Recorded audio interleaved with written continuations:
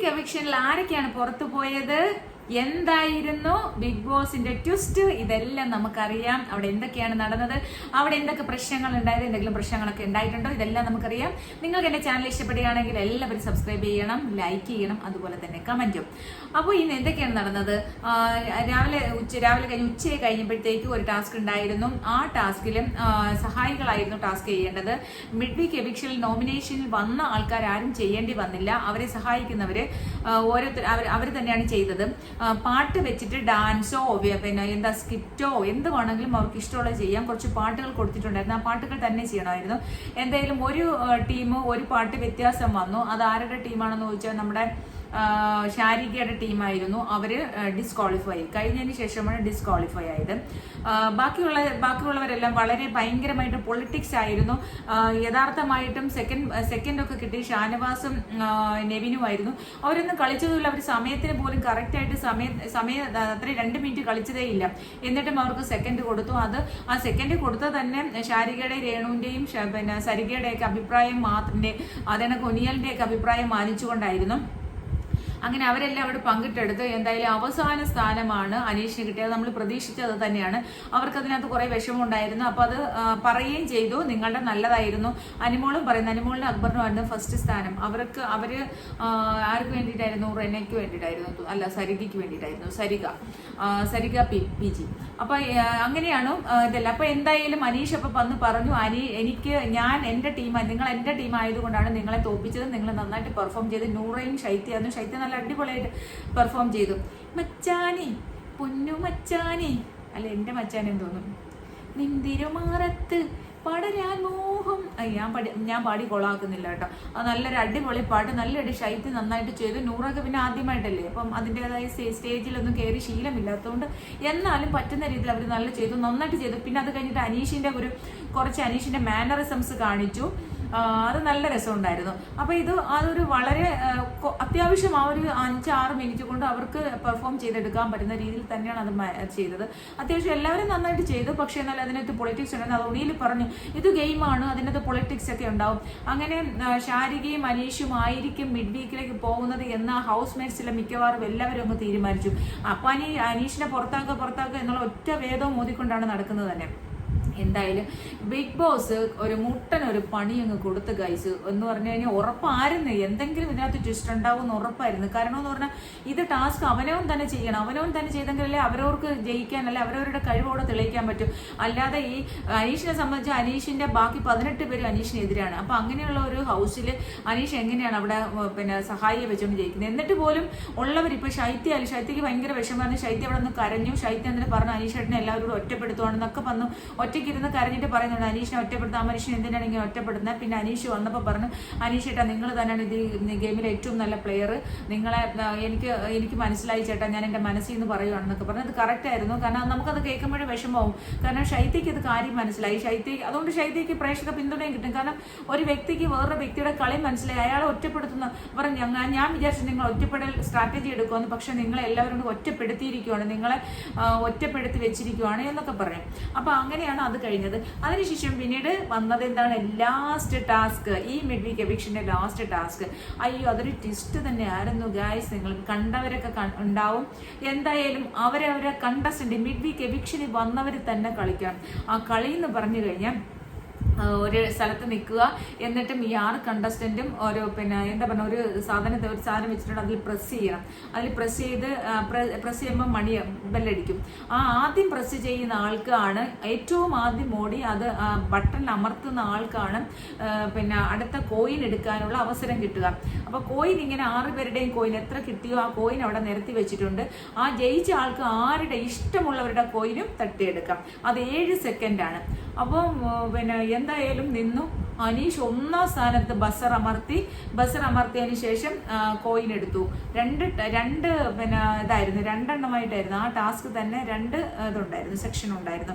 അപ്പൊ ആദ്യം തന്നെ ബസർ അമർത്തി, അതിനുശേഷം കോയിൻ എടുക്കാൻ 7 സെക്കൻഡ് കിട്ടുന്ന കോയിൻ എടുക്കാനായിട്ട് ഇടയ്ക്കിടയ്ക്ക് ഉണിയൽ ഇരുന്ന് അതിന്റെ ഇടയ്ക്ക് മുറുമുറുക്കുന്നത്. ഉണിയലിന്റെ കോയിൻ എടുക്കണമെന്ന്, ആരുടെ കോയിനാണ് എടുക്കണം എന്ന് വെച്ചാൽ ഉണിയലിന്റെ കോയിൻ എടുക്കണമെന്ന് പറഞ്ഞു. ഉണിയലിനെ പുറത്താക്കുക എന്നുള്ളതായിരുന്നു, എവിക്ഷന് വിടുക എന്നുള്ളത് തന്നെയായിരുന്നു തന്ത്രം. അപ്പം കാരണം ഉനിയൽ ഒരു സേഫ് കളിയാണ് കളിക്കുന്നത്. സോറി.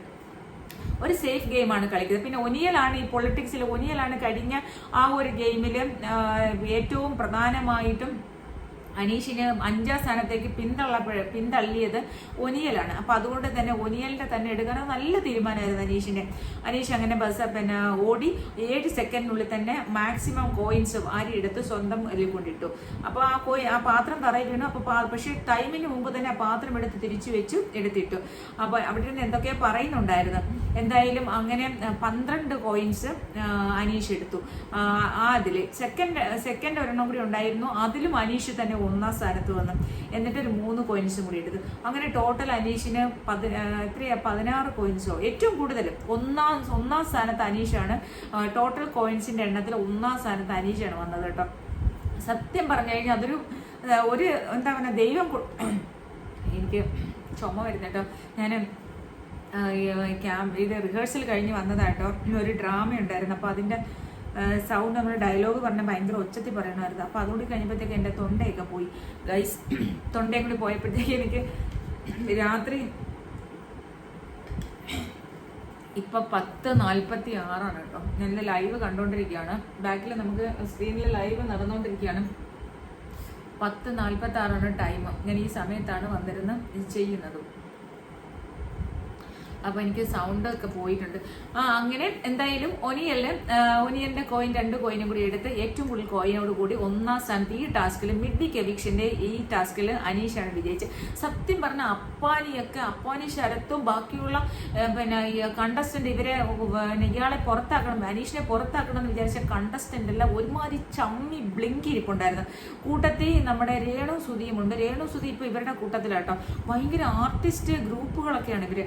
അത് കഴിഞ്ഞിട്ട് എന്തായാലും ഒനിയലും ശാരികയും പുറത്താണെന്ന് പറഞ്ഞാൽ അപ്പൊ തന്നെ ഇവരെ പുറത്തേക്ക് അജ്ഞാതവാസത്തിന് കൊണ്ടുപോയി. പിന്നെ നമ്മളെ ഇവര് കാണിച്ചിട്ടില്ല. ഈ ഒനിയലും ശാരികയും എവിടെ പോയെന്നൊന്നും നമുക്കറിയത്തില്ല. നമ്മളെ പിന്നെ കാണിച്ചിട്ടില്ല. പിന്നെ എന്താണ് ഇതിന്റെ ചിലപ്പോൾ ഇനി പ്രേക്ഷകരെ കാണിക്കുമെന്ന് അറിയില്ല. പ്രേക്ഷകരെ കാണിക്കണമല്ലോ. കാരണം പ്രേക്ഷകർ കണ്ടില്ലെങ്കിൽ പിന്നെ എങ്ങനെയാ എന്തായാലും കാണിക്കുമെന്നുള്ളതാണ് എൻ്റെ ഒരു തോന്നൽ. എന്തായാലും നോക്കാം, നമ്മൾ ലൈവിൽ നോക്കിയിരിക്കുകയാണ് ഇവ കാണിക്കുന്നുണ്ടോ എന്നറിയാൻ. രാത്രി അവരെവിടെ താമസിക്കുന്നു, എവിടെ കിടക്കുന്നു, ഇതൊക്കെ നമുക്കറിയണമല്ലോ. അപ്പൊ അങ്ങനെയാണിത്. അത് കഴിഞ്ഞതിന് ശേഷം പിന്നീട് അവിടെ ഭയങ്കര കൂലങ്കുഷമായ ചർച്ച നടക്കുന്നുണ്ടായിരുന്നു. ഒരു വശത്ത് പിന്നെ അപ്പാനി ശരത്ത്, പിന്നെ ബിന്നി, രേണു സുധി, സരിക ഇവരെല്ലാവരും കൂടി ഇന്ന് ചർച്ച ചെയ്യുന്നു അനീഷിന്റെ കാര്യങ്ങൾ. അനുമോളെ കുറ്റമാണ് പറയുന്നത്. അനുമോള് അനീഷിന്റെ ഭാഗത്തേക്ക് ചായഞ്ഞു. കാരണം ശൈത്യക്ക് മനസ്സിലായി അനീഷ് നന്നായിട്ട് കളിക്കുന്നുണ്ട്, അനീഷിനെ എല്ലാവരും ഒറ്റപ്പെടുത്തിയെന്ന്. അപ്പൊ ശൈത്യ കുറെ ഉപദേശിച്ചു കൊടുത്തു അനുമോൾക്ക്. അപ്പൊ അനുമോൾക്ക് അത് കാര്യം മനസ്സിലായി കാണുമോ എന്തോ. ഇനി അനുമോള് ഡബിൾ പ്ലേ എടുക്കുമെന്ന് അറിയത്തില്ല. എന്തായാലും അനുമോൾ എന്തായാലും അനീഷിനോട് കുറച്ച് ചായ്വ് കാണിച്ചു. അനീഷിന് വെള്ളം കൊണ്ടുകൊടുത്തു. അനീഷിന് അവള് വെള്ളം കൊണ്ടു കൊടുക്കുന്നതൊക്കെ പറഞ്ഞ അപ്പാനി ഒരുമാതിരി പുച്ഛത്തോട്. പിന്നെ നമ്മൾ ആർട്ടിസ്റ്റുകളാണ്, നമ്മൾ ഏതാണ്ട് വലിയ സംഭവമാണ്. പിന്നെ അതിനൊക്കെ അപ്പം രേണു ഒക്കെ പറയുന്നു, അയ്യോ ശരത്താണ് ഇവിടുത്തെ ഏറ്റവും വലിയ ആർട്ടിസ്റ്റ്, ഭയങ്കര സെലിബ്രിറ്റി സ്റ്റാറ്റസ് ഉള്ള. എന്നിട്ട് ഞാൻ എന്തെങ്കിലും കാണിക്കുന്നുണ്ടേ. ബിഗ് ബോസ് ഷോയിൽ ചെന്നാൽ, ബിഗ് ബോസ് ഹൗസിൽ ചെന്നാൽ നിങ്ങൾ എന്തിനാണ് ബിഗ് ബോസ് ഹൗസ് ചെന്നാൽ? ഫെയിമിനൊന്നും അല്ലല്ലോ, നിങ്ങൾക്ക് കാശ് കിട്ടാൻ വേണ്ടിയില്ല. എല്ലാ മനുഷ്യരും ചിലവർ വീട് വെക്കാൻ വേണ്ടി ചെന്നു, ചിലവർ വേറെയുള്ള ആവശ്യത്തിന് ചെന്നു, ചിലവർ കാറ് വാങ്ങിക്കാൻ ചെന്നു, ചിലവർ ഭാവിയിലുള്ള ജീവിതത്തിന് കാശ് ഉണ്ടാക്കാൻ ചെന്നു. എല്ലാവരും കാശിന് വേണ്ടിയിട്ടാണ് അവിടെ ചെന്നേക്കുന്നത്. നെഗറ്റീവ് ഫെയിംകാരും പോസിറ്റീവ് ഫെയിംകാരും ഇത് വലിയ സെലിബ്രിറ്റിയാണ് നാട്ടിൽ. എന്നാൽ പിന്നെ നിങ്ങൾ അങ്ങോട്ട് പോയി എന്തോ നാട്ടിൽ നിങ്ങൾക്ക് ഭയങ്കര സിനിമയൊക്കെ ഉണ്ടെങ്കിൽ നിങ്ങൾ എന്തായാലും ഫെയിം ആവുമല്ലോ. പിന്നെ കോമണേഴ്സ് എന്ന് പറഞ്ഞാൽ ഫെയിം കിട്ടാൻ വേണ്ടി ഇപ്പൊ നമ്മളെ പോലുള്ള കോമണേഴ്സ് വന്നിരിക്കുമ്പോൾ നമ്മൾ വിചാരിക്കും 10 പേര് നമ്മളെ അറിയണമല്ലോ. അങ്ങനെ ഫെയിം കിട്ടാൻ വേണ്ടി പോകുന്ന ആൾക്കാര് കോമണേഴ്സ്. അപ്പൊ അങ്ങനെയാണ് എല്ലാവരും പോണത്. അല്ലാതെ പിന്നെ ഈ നിങ്ങളെ വലിയ സെലിബ്രിറ്റി ആണെന്ന് പറഞ്ഞ നാട്ടുകാർക്കൊന്നുമില്ല. പ്രേക്ഷകർ കാണുമ്പോൾ നിങ്ങളുടെ ഗെയിം ഇഷ്ടപ്പെടാം. നിങ്ങളിനി എന്ത് സെലിബ്രിറ്റി ആയാലും, എന്ത് താരരാജാക്കന്മാരും താരറാണിമാരായാലും നിങ്ങൾ അവിടെ ചെന്ന് നിങ്ങൾ കാണിക്കുന്ന ബിഹേവിയർ, നിങ്ങളെ മാനറിസംസ്, നിങ്ങളുടെ ഗെയിം എന്താണോ അത് ഇഷ്ടപ്പെട്ടെങ്കിൽ മാത്രമേ പ്രേക്ഷകരുടെ സപ്പോർട്ട് ഉണ്ടാവൂ. അല്ലാതെ പ്രേക്ഷകർ കേക്കു പ്രേക്ഷകർ എന്നും പറഞ്ഞ് മൈക്ക് എടുത്തു വെച്ചിട്ട് ദാണ്ടെ അവൻ അങ്ങനെയാണ്, അവൻ ഇങ്ങനെയാണ്, ഞാൻ എന്തെങ്കിലും ഡംബ് കാണിക്കുന്നുണ്ടോ, ഞാൻ എന്തെങ്കിലും അഹംഭാവം കാണിക്കുന്നുണ്ടോ, ഇയാളെ എന്തോ സിനിമയിലൊക്കെ അഭിനയിച്ചടേ. ഞാൻ അപ്പാനിയെ കുറ്റം പറയല. അപ്പാനിയുടെ ഓരോരോ കാര്യങ്ങൾ കാണുമ്പോൾ നമുക്കത് പറയാതിരിക്കാൻ പറ്റുന്നില്ല. അപ്പാൻ നിങ്ങളിത് ഓരോ അങ്കമാലി ഡയറീസോ അതേപോലെ ഏതെങ്കിലും 2-3 സിനിമയിൽ അഭിനയിച്ചു, ഇവിടെ 100 സിനിമയിൽ അഭിനയിച്ചവർക്കില്ലാത്ത പിന്നെ ഒരു ഭയങ്കര സംഭവമാണ് നിങ്ങളെന്നാണ് നിങ്ങളുടെ വിചാരം. ഒന്നുമല്ല. നിങ്ങളൊരു ബിഗ് ബോസിന്റെ ഷോയിൽ നിങ്ങളൊരു കണ്ടസ്റ്റന്റ് ആയിട്ട്, ഒരു മത്സരാർത്ഥിയായിട്ടാണ് പോയിരിക്കുന്നത്. എല്ലാവർക്കുമുള്ള പ്രിവിലേജ് മാത്രമേ നിങ്ങൾക്കുള്ളൂ. അനീഷിനുള്ള പ്രിവിലേജും അനുമോൾക്കുള്ള പ്രിവിലേജും ഒക്കെ മാത്രമേ അപ്പാനി ശരത്തിനുള്ളൂ. അപ്പാനി ശരത്തിന് ഒന്നും കൂടുതലില്ല. ആദ്യം മനസ്സിലാക്കുക. പിന്നെ ഇപ്പം ഞാനിവിടെ ഇരുന്ന് തൊണ്ടകറി പറഞ്ഞിട്ട് അപ്പാനി ശരത്ത് അവിടെ കിടക്കുന്ന അപ്പാനി ശരത്ത് എങ്ങനെ അറിയാനല്ലേ? പാവപ്പെട്ട എൻ്റെ പ്രേക്ഷകർ മാത്രമല്ലേ ഇത് കേൾക്കുന്നത്. സോറി കേട്ടോ, ഞാനിത് പറഞ്ഞു പോയതാ. കാരണം അയാളുടെ ഒരിത് കാണുമ്പോൾ പിന്നെ അതിനൊക്കെ രേണു സുധി, നമ്മൾ ആർട്ടിസ്റ്റ് അല്ലേ? അപ്പം ശരത്ത് രേണു ആർട്ടിസ്റ്റ്, തൻ്റെ സരിക ആർട്ടിസ്റ്റ്. അപ്പോൾ ഇവർക്ക് എന്തോന്നില്ലേ ആർട്ടിസ്റ്റ്? ഈ രേണു ഒക്കെ പറഞ്ഞാൽ നെഗറ്റീവിൽ ചാടിക്കയറി പോയിരിക്കുന്ന നെഗറ്റീവ് ഫേമിലി, നെഗറ്റീവ് അടിച്ച് കുറച്ച് തുണിയും പറിച്ച് കളഞ്ഞ് അങ്ങനെയും കാണിച്ച് നാട്ടുകാരെ തന്തയ്ക്കും വിളിച്ച് അങ്ങനെ കാണിച്ച് പിന്നെ ഇൻഫ്ലുവൻസർ എന്ന് പറഞ്ഞ് എന്തൊക്കെ കിട്ടിയിട്ടുണ്ട്. എന്തോ ഇൻഫ്ലുവൻസർ ചെയ്യുന്നത്? എൻ്റെ ദൈവമേ, ഇവരെയൊക്കെ ഇൻഫ്ലുവൻസറാക്കി എന്തായിരിക്കും ലോകത്തിൻ്റെ അവസ്ഥ എന്ന് ഞാൻ എപ്പോഴും ആലോചിക്കാറുണ്ട്. ഈ പിന്നെ രേണുവിനൊക്കെ ആരാണ് ഇൻഫ്ലുവൻസർ എന്നൊക്കെ പറഞ്ഞ് പേര് കൊടുത്തത്? സ്വന്തമായിട്ടൊക്കെ എഴുതി ഇൻഫ്ലുവൻസർ ആയതാണോ എന്ന് അറിയത്തില്ല. എന്തായാലും സോഷ്യൽ മീഡിയ ഇൻഫ്ലുവൻസർ ആരെയാണ് ഇൻഫ്ലുവൻസ് ചെയ്തത്? എനിക്കത് മനസ്സിലാവാൻ ചോദിക്കാം. നമ്മുടെ ഒരു ഭർത്താവില്ലാത്ത ഒരു സ്ത്രീകൾ, എത്രയോ സ്ത്രീകൾ ഈ ലോകത്ത് ജീവിക്കുന്നു, എത്രയോ സ്ത്രീകൾ ജോലി ചെയ്ത് ജീവിക്കുന്നു, അവരെയൊന്നും അറിയപ്പെടുന്നില്ല. ഇയാളൊരു മിമിക്രി കലാകാരനായതുകൊണ്ട് എല്ലാവരും ഇയാളെ അറിഞ്ഞ്, ഇയാൾ മരിച്ചു കഴിഞ്ഞപ്പോൾ ഇയാളുടെ വിധവ എന്നുള്ളത് അയാൾ സകല ഗിരിരാജൻ കോഴി എന്ന് തന്നെ പറയും, സകലമാന പെണ്ണുങ്ങളുടെ കൂടെ നടന്ന ഒരു വ്യക്തിയായിട്ടാണ് ഇപ്പോൾ ചിത്രീകരിച്ചിരിക്കുന്നത്. അങ്ങനെയുള്ള വ്യക്തി ഇവരെ കൊണ്ടുവന്ന് ഇവരെ ഭാര്യയാണെന്ന് പരിചയപ്പെടുത്തുകൊണ്ട് ഇവർ ഭാര്യയായി, അതിലൊരു കുട്ടിയുണ്ട്. അതിലെ ബന്ധം, അതിൻ്റെ പേരിൽ അവരെങ്ങനെയാണ് വലിയ ഇൻഫ്ലുവൻസർ ആവുന്നത്? ജീവിക്കാൻ വേണ്ടി നമ്മൾ എല്ലാ മനുഷ്യരും ജോലി ചെയ്യണം. കുശുമ്പ് അസൂയക്ക് എന്ത് യോഗ്യതയാണ്, നിനക്ക് കുശുമ്പാണ് എന്നൊക്കെ പറയുന്ന ആൾക്കാരോട് അയ്യോ, എൻ്റെ 7 അയലത്തൊന്നും വരാനുള്ള യോഗ്യത എന്തായാലും രേണു സുധിക്കില്ല കേട്ടോ. ഉള്ളത് പറയാലോ, ഞാൻ അഹങ്കാരത്തോട് പറയുന്നല്ല, അങ്ങനെയാണ്. എഡ്യൂക്കേഷനിലായാലും ഏത് രീതിയിലായാലും നമ്മുടെ ഒന്നും 7 അയലത്ത് വരാനുള്ള യോഗ്യതയില്ല, ഒന്നുമില്ല. പിന്നെ മനുഷ്യൻ്റെ യോഗ്യത എന്ന് പറഞ്ഞാൽ നമ്മൾ ആരുമല്ലാന്ന് ചെയ്യുന്നത്. ചിലപ്പോൾ എന്നേക്കാൾ യോഗ്യത രേണുവിനുണ്ടാവും. ഞാൻ അങ്ങനെയാണ് ആഗ്രഹിക്കുന്നത്. എന്നേക്കാൾ കൂടുതൽ യോഗ്യത എല്ലാ വ്യക്തികൾക്കും ഈ ലോകത്ത് ഉണ്ടാവട്ടെ എന്ന് ആഗ്രഹിക്കുന്ന ഒരാളാണ് ഞാൻ. പക്ഷേ എന്ന് പറഞ്ഞാൽ ഞാൻ വലിയ മദർ തെരേസയൊന്നുമല്ല. എല്ലാ മനുഷ്യനും ഉള്ളതുപോലുള്ള കുശുമ്പും അസൂയയും കുന്നാമയും എല്ലാം എനിക്കും ഉണ്ട്. അപ്പോൾ എനിക്കാണെങ്കിൽ സൗണ്ട് കിട്ടണില്ല ഗൈസ്. അപ്പോൾ ഇത്രയൊക്കെയാണ് ഇന്നത്തെ ലൈവ് അപ്ഡേഷൻസ്. നമ്മളിത് ലൈവ് കണ്ടുകൊണ്ടിരിക്കുകയാണ്. ഇപ്പോൾ ലൈറ്റൊക്കെ ഓഫ് ചെയ്തു. മണി 11 മണി ആവാൻ പോകണം, അതുകൊണ്ടായിരിക്കും ലൈറ്റൊക്കെ ഓഫ് ചെയ്ത്. അപ്പോൾ നാളത്തെ ബിഗ് ബോസ് അപ്ഡേഷൻസ് എന്തൊക്കെയാണെന്ന് നമുക്ക് നോക്കാം. അതുപോലെ തന്നെ പോയ ആൾക്കാരെ ഒനിയലും ശാരികയൊക്കെ എവിടെ പോയി, എന്തായി, അവരുടെ കാര്യം എന്താണ്, ഗതി എന്നൊന്നും നമുക്കറിയത്തില്ല. എന്തായാലും അതുമൊക്കെ നമുക്ക് ലൈവിൽ വരുന്നത് നോക്കിയിട്ട് രാവിലെ ബാക്കിയുള്ള ലൈവ് അപ്ഡേഷൻസ് എല്ലാം നിങ്ങൾക്ക് തരുന്നതായിരിക്കും. നിങ്ങളെല്ലാവരും സബ്സ്ക്രൈബ് ചെയ്യുക ഫ്രണ്ട്സ്. Okay, good.